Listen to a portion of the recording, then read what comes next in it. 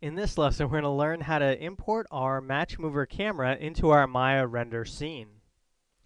So I've just opened up a blank version of Maya here, and I've already gone in and set my project to the project files. So now let's open up the exported head render inside of our Maya file scenes.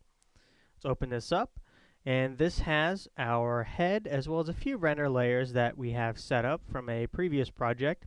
And so now let's import our Match Mover camera. So let's go to File, Import, and let's jump up to our Match Mover files and our export to maya.ma file. And if we zoom out, here we can see our camera. So obviously we're going to need to move around our head and our background geometry to fit our Match Mover camera. So let's go and jump into our Export to Maya Match Mover camera. And let's just play through this so we can see just generally what this looks like. Now I'd like this head to be quite a bit larger and inside of the picture frame. So let's select our head, hit up to grab the group, and now let's rotate this, scale it, and move it into place.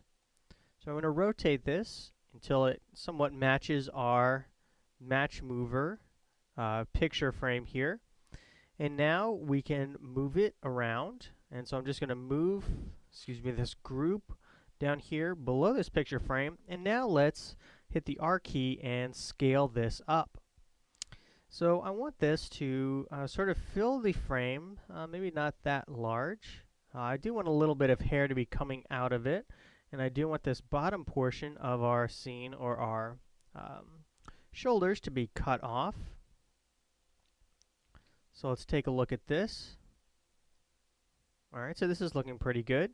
So I want this to actually be in front of our picture frame for the most part, but I want some of it to be behind the picture frame. So let's take a look at where these locators are, and let's just place this head so that some of it is behind the picture frame and some of it is jumping out of the picture frame. I do want to avoid having this head come out further than these points here because these are the furthest points that we have inside of Match Mover. So if we create objects or push objects further than these points, we can't say for 100% that the match move will work correctly with them. So let's take a look at this movement now. It's looking pretty good. As we can see near the end here, we're going to need to move our camera to the right a little bit. So let me just turn on my resolution gate, and let me just move it to the right, and let's say down a little bit. So once you have your head placed correctly inside of your scene, according to what you would like out of this, let's now come in. Let's just take a look at this one last time.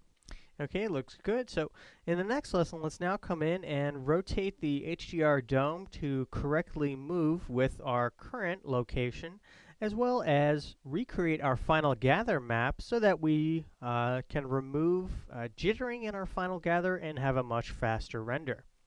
So in this lesson, we took our render scene and we imported our Match Mover camera, and then we simply moved, rotated, and scaled our head to match with our imported scene.